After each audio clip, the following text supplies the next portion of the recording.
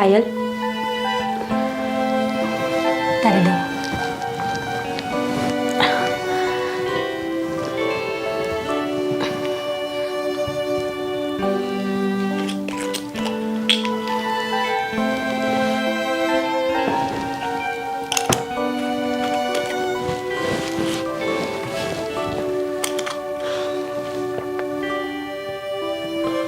કેમ છે હવે તબિયત? સારું છે ભાભી. 2-3 દિવસ દવા લઈશ ને એટલે સારું થઈ જશે. એ તો છે ને ખાવામાં કંઈ આવી ગયું હશે. ભાભી, મને તો તમારી પાસે માફી માંગતા પણ શરમ આવે છે. કઈ વાતની માફી?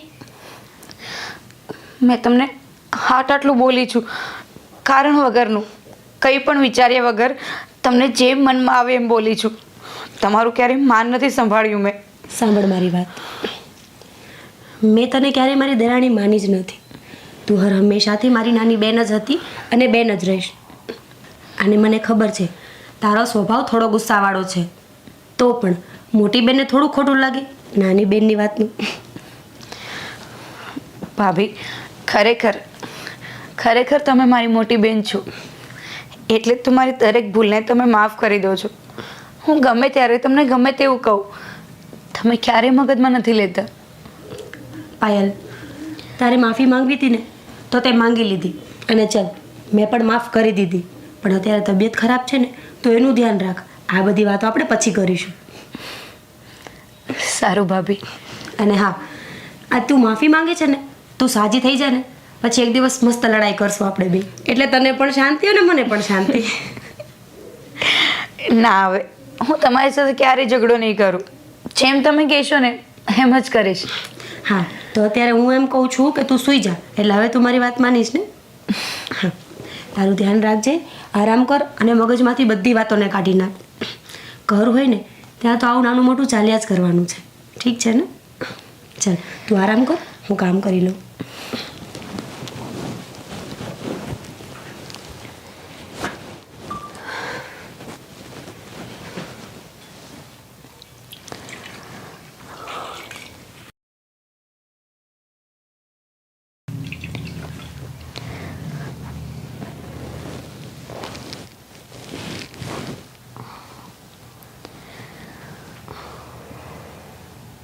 કેમ છે તબિયત હવે?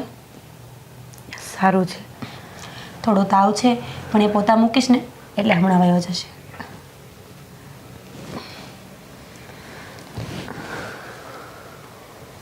પાયલ, સમજાતું નથી કે કઈ રીતે વાત કરું, પણ તું આટલા દિવસ ઘરે નહોતી ને તો મને ગમતું જ નહોતું. એવું લાગતું હતું કે ઘર સૂનું સૂનું થઈ ગયું છે. તું ન હોય ને તો મારી સાથે કોઈ ઝઘડો જ નથી કરતું. કેમ બોલતી નથી? શું થયું? કંઈ નહીં. મને લાગે છે કે તારી તબિયત ખરાબ છે એટલે તને બોલવું નથી ગમતું. કાંઈ નહીં, એવું હોય ને તો તું આરામ કર, આપણે પછી વાત કરીશું, હે ને? તારે કંઈ ખાવું છે? ના. સારું, તો તું આરામ કર, હું પછી આવું.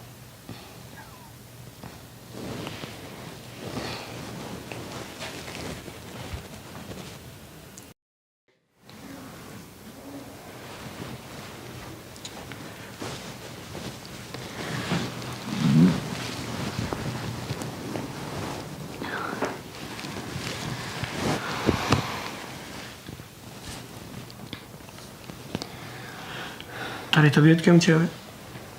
સારું છે. પાયલ, છેલ્લા 12 દિવસથી તારી તબિયત ખરાબ છે અને 10 દિવસથી તો તું હોસ્પિટલમાં હતી. સાગર, તમે મને એક વાતનો જવાબ આપો ને કે હા, હોસ્પિટલનો ખર્ચો, આપણે દુબઈ ગયા હતા એ બધો ખર્ચો, આટલા બધા રૂપિયા આવ્યા ક્યાંથી? અરે પાયલ, તું જે વાત કરી રહી છે ને એ વાતથી તો મને પણ આશ્ચર્ય થાય છે, કારણ કે આ બધા પૈસા મેં નથી ભરપાઈ કર્યા. મને તો આ બધી વાતની ખબર પણ નથી. એટલે આ હોસ્પિટલનું બિલ પણ તમે નથી આપ્યું? ના પાયલ, હોસ્પિટલનું બિલ પણ મેં નથી આપ્યું કે નથી આપણે જે બહારથી પૈસા લાવ્યા હતા ને એ મેં આપ્યા. તો પછી આટલા બધા રૂપિયાની ચૂકવણી કોણે કરી? પાયલ, આ પ્રશ્ન તો મને પણ મૂંઝવી રહ્યો છે. પણ આમ જો, જવા દે ને એ બધી વાત. એ બધી વાત આપણે પછી જાણી લઈશું. અત્યારે છે ને તારી તબિયત ખરાબ છે, તું તારી તબિયતનું ધ્યાન રાખ. ચાલ આરામ કર, સૂઈ જા.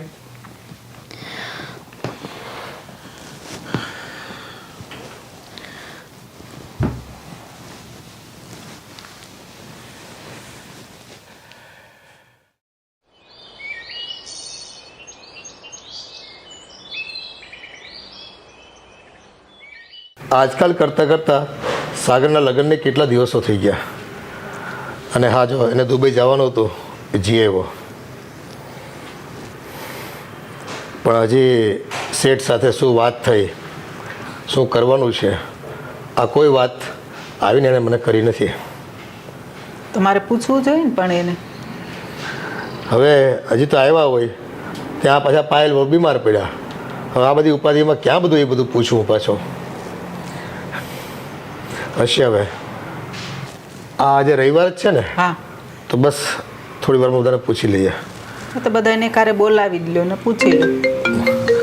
આ કોઈનો ફોન આવે છે? આ તો પેલો વ્યાજે પૈસા આપનાર મગનભાઈ છે, મગન ભંડેરી. હા, હું કહીશ પૂછો. હા બોલો મગનભાઈ.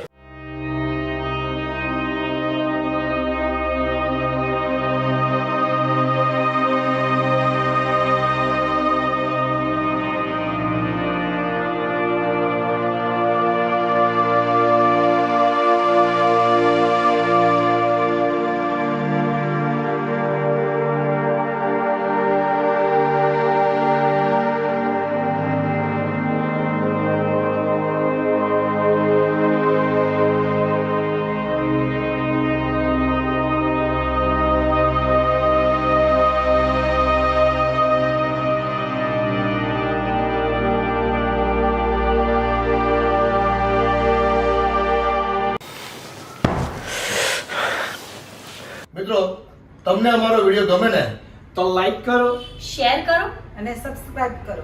અને હા, નીચે બેલ આઇકન આપ્યું છે ને એ ખાસ દબાવી દેજો.